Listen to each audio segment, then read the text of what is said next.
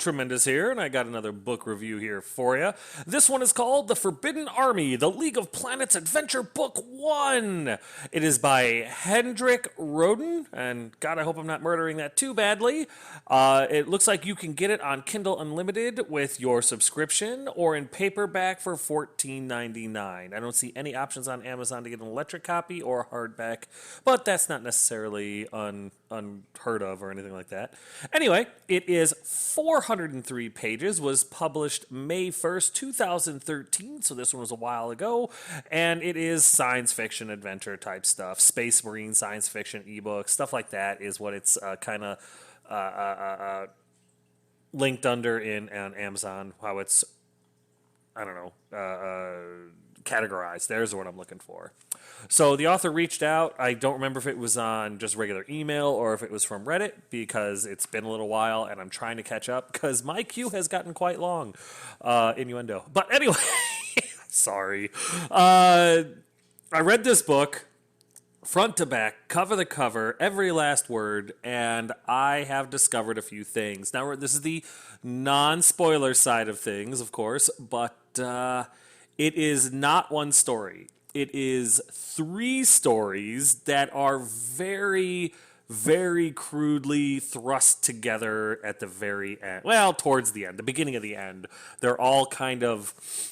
It's like the author had a square peg and a round hole and a sledgehammer and just destroyed all of it by slamming it together into one ruined end product. I don't know.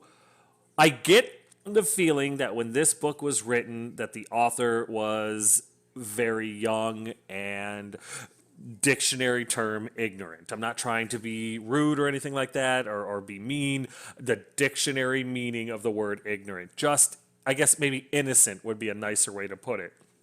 Because, for example, the bad guy... So this book is basically a secret agent spy thing with aliens and the galaxy and the universe all put in. But it's the way a teenager would think things would work.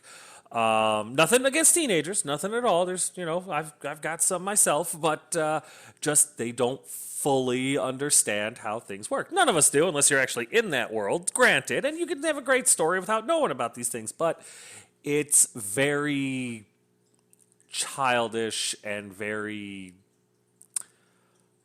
wrong. I guess a lot of the way things work out are just wrong. Also, the author blatantly steals from other spy novels. I believe this individual is a huge Jack Ryan fan because his human... So there's 3 stories. There's a human story, there's an alien story, and then there's the bad guy story, right? And the first the first thread, the storyline, is this guy Gresham or whatever. He's Jack Ryan. I mean, verbatim Jack Ryan, just without the name being the same.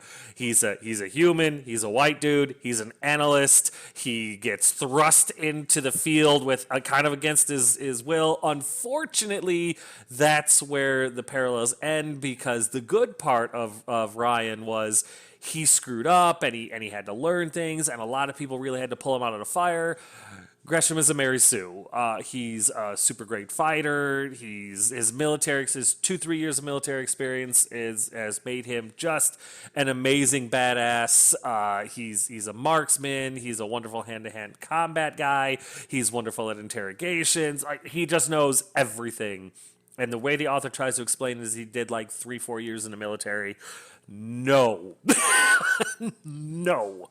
No, no, no, no, no. No. He's also a complete slob, a social scumbag, but and just broke, degenerate piece of garbage, right?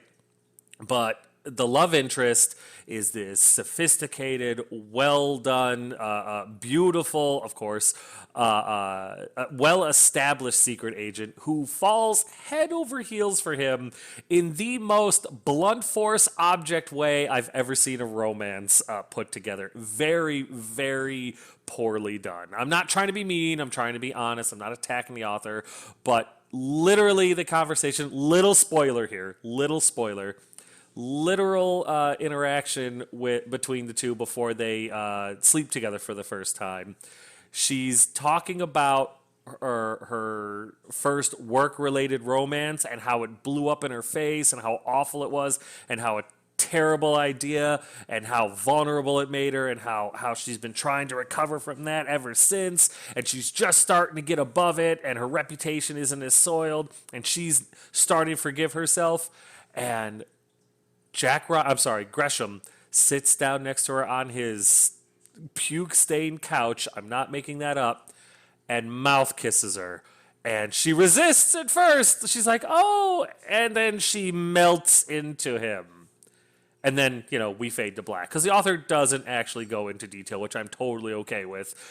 It was very, very poorly done, very forced.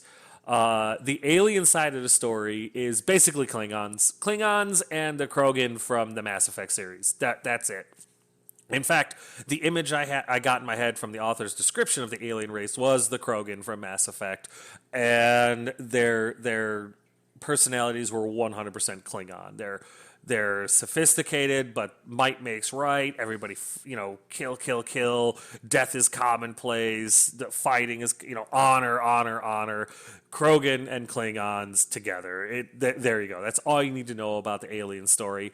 With the exception of the alien story is actually pretty good at first. When it's a standalone story, you get into it. The character development is very good. The alien is very the character of the alien, the main character, is very good. It's very interesting. You're curious. You want to see how it's going to end up, or at least I did. And it's awesome right up until the alien and the main characters start working together, and the alien becomes the human agent who is not experienced, who should not be running anything, but because it was in the plot, he just accepts. The alien starts listening to the human without question.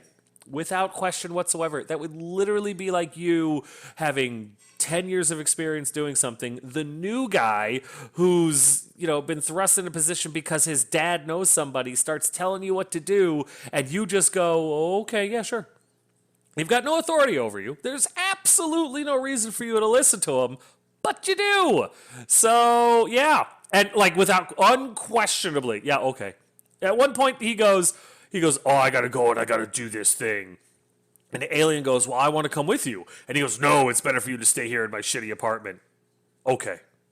That's it. That's it. Just, what? And then the third story is the bad guy's perspective, okay? And it's not like it happens towards the end of the book to wrap it up, to fill in any holes. No, the bad guy story happens as any drama, any suspense, any mystery that the author creates in this story is destroyed every time that storyline comes into the book, because it gives you everything. There's no suspense, there's no mystery, there's no drama, nothing, because you know what's going to happen, because you have all the perspectives. I don't know why that happened. I don't know who told the author that was a good idea, but it was literally like having the script to Game of Thrones before you read the book, and like the cliff notes, and you read through that every so often. Just as something really interesting was about to happen, you found out when somebody was going to die or when somebody was going to be attacked. There's just no drama, no suspense whatsoever. There was some potential there. There really, really was. And he killed it, murdered it in front of me. I don't know why. It did nothing to add to the book whatsoever.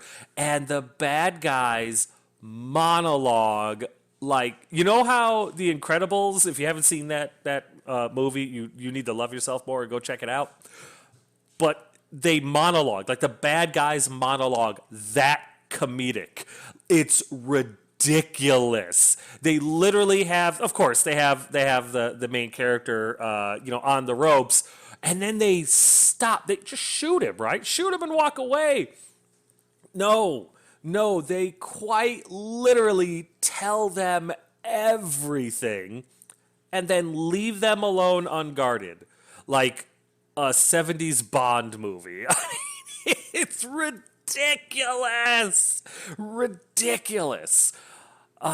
There are a few good parts of the book. Like I said, the alien story is really good right up until he meets up with the human character, the protagonist. Then it just kind of it gets really boring really fast.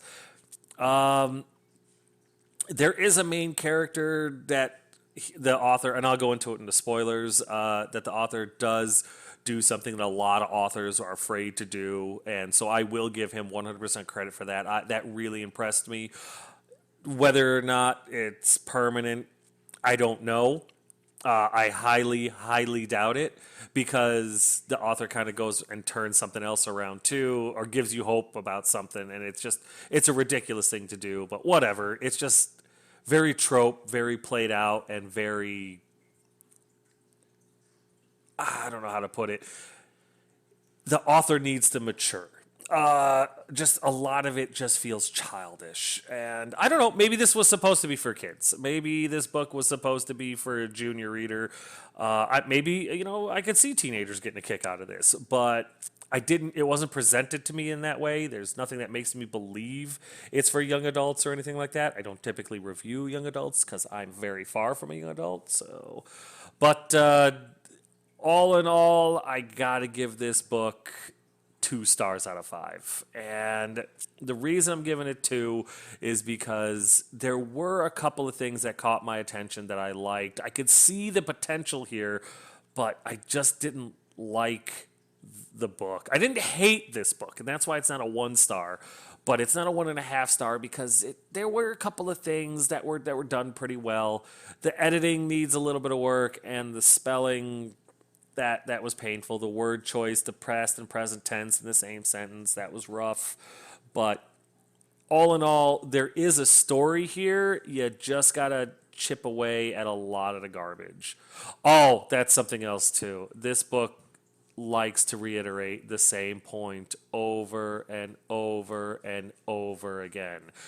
I mean, it's a 400-page book, and 100 pages of it is easily filler. It's just, if you would stop reiterating the same point over and over, this book would be a lot shorter read. You have to hear about everything multiple times. So, while I didn't like the book for the reasons just stated, I didn't hate the book, because I could see that the individual is really trying. They do love their story. They do love their characters. They do love their book. And they were brave in a few places. And I'll get into that in the spoilers. And they tried. So I'm going to give it 2 out of 5. I'm going to stick to that, although it is a very flimsy 2 out of 5.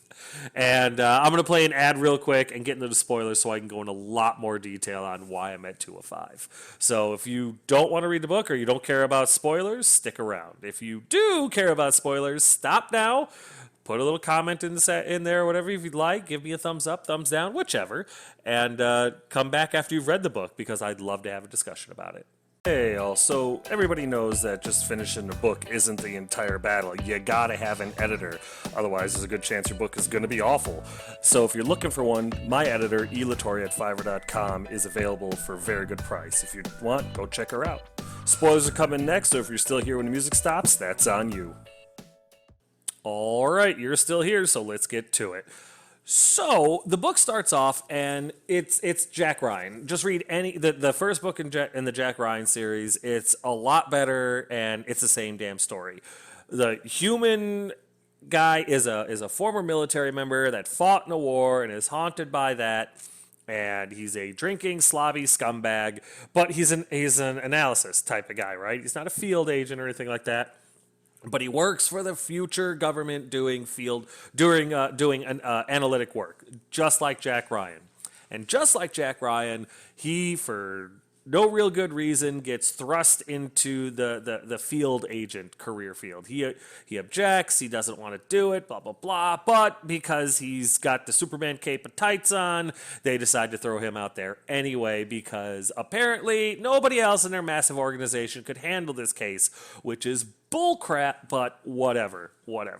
Jack Ryan had a much better reason for it, but in this situation, it's just because the author, I think, likes the Jack Ryan series and literally wanted to steal the idea.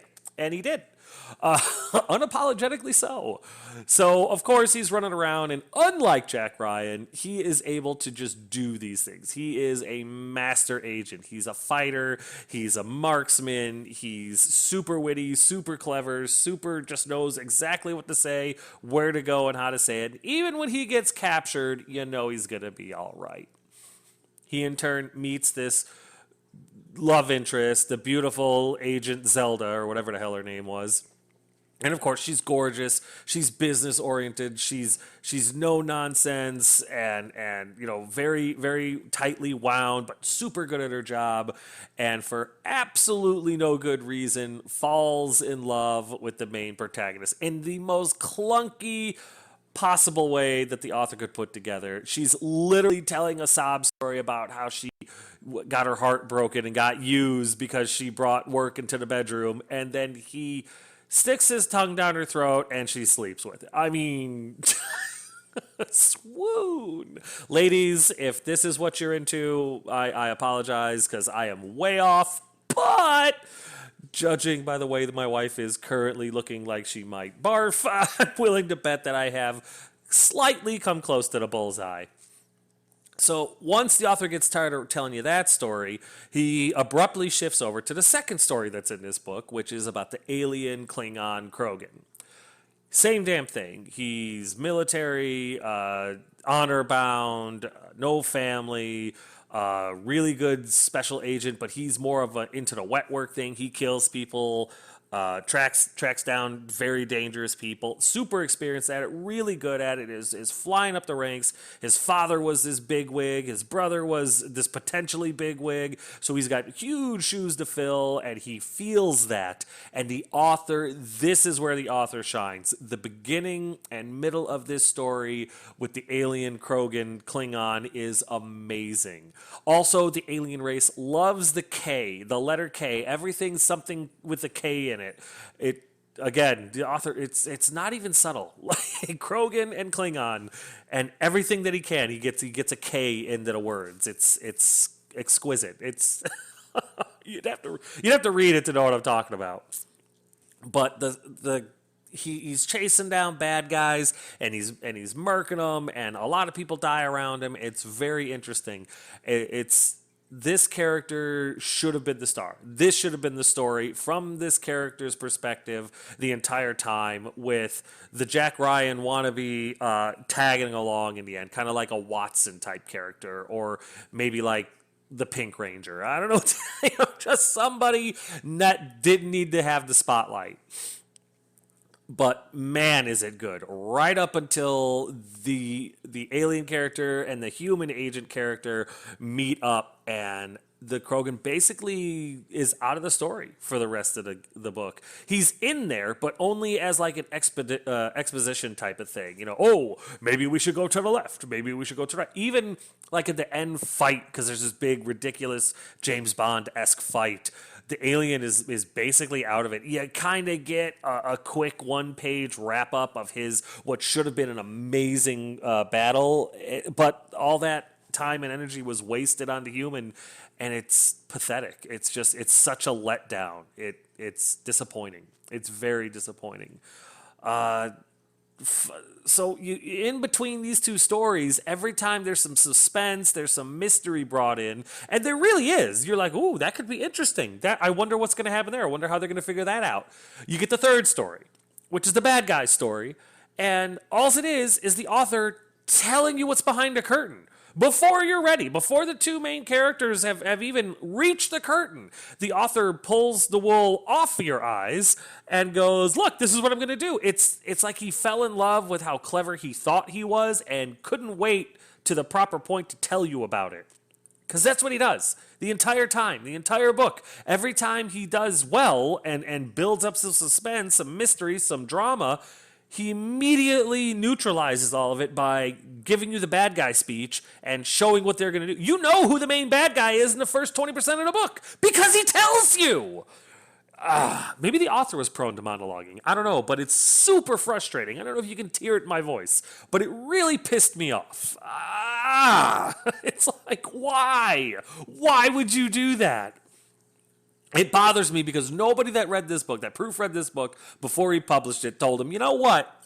Maybe you shouldn't put that in there because you're letting everybody know what's going to happen way, way before the climax.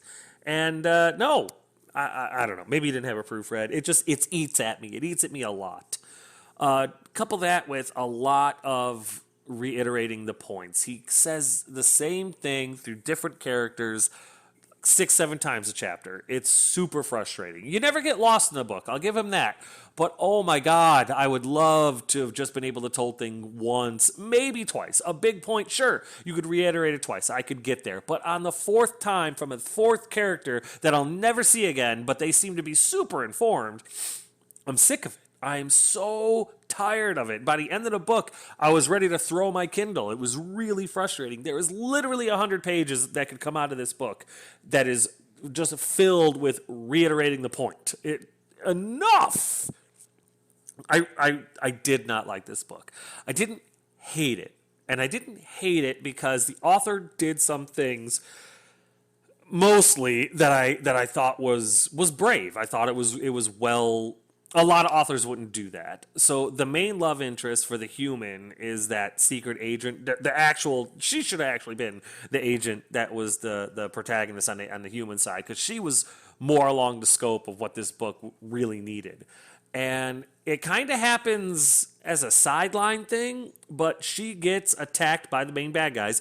By the way, you know it's going to happen because you get the storyline from the main bad guys that they're going to attack and kill her. And they actually do. They attack and kill her. And everybody, right up until the end of the book, everybody believes she's dead. That being said, the author never provides a body. Everyone's 99.9% sure she's dead. And she could be. She's disappeared. It would be very difficult in book 2 for the author to bring her back without doing some serious continuity errors. Not saying that he hasn't or that he won't. I know book 2 is out there, but my point is, in the end of this book, the female love interest is dead and murdered horribly, by the way.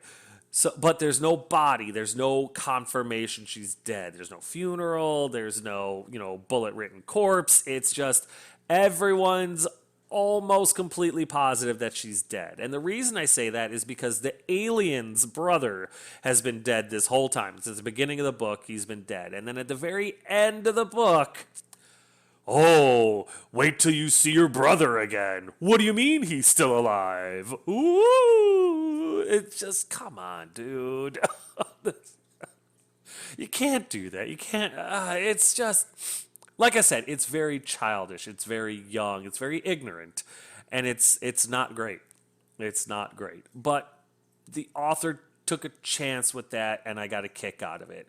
I thought that was definitely something that caught my attention. And like I've said before, the alien storyline is really, really good right up until he meets the human. Once those two storylines are smashed together, and trust me, it is very, very smashed together, it's not good anymore. He becomes not even a Watson, more like a bit character selling fruit at a cart that the main character walks past every once in a while. It's super frustrating. Really, really disappointing. And that, while it doesn't make me hate the book, it does make me dislike the book.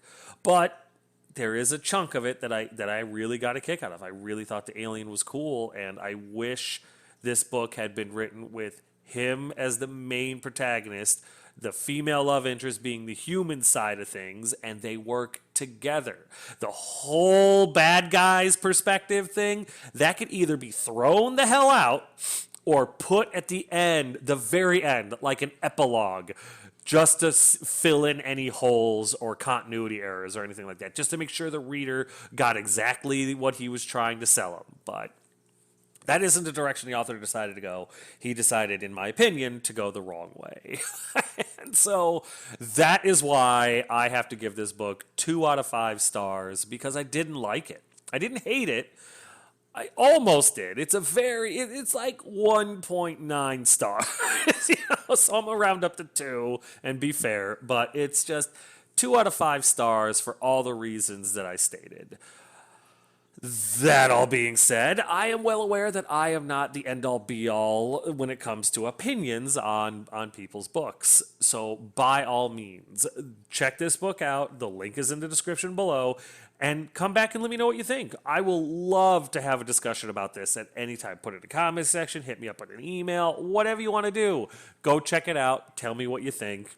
It's 400 pages, and it's not the easiest read in the world, but hey, maybe you'll see a different perspective of it, and I'll have to do some sort of recap and come back and be like, well, after so-and-so talked to me about it, I understood. Doubt it, but hey, you could always prove me wrong. So that's going to do it for this one, guys and gals. This book review is clearly into history books. Hopefully forgotten. As always, if you have any questions, comments, concerns, or complaints, feel free to put them in the comment section below, and I will happily get back to you as soon as I can. And as always, thanks.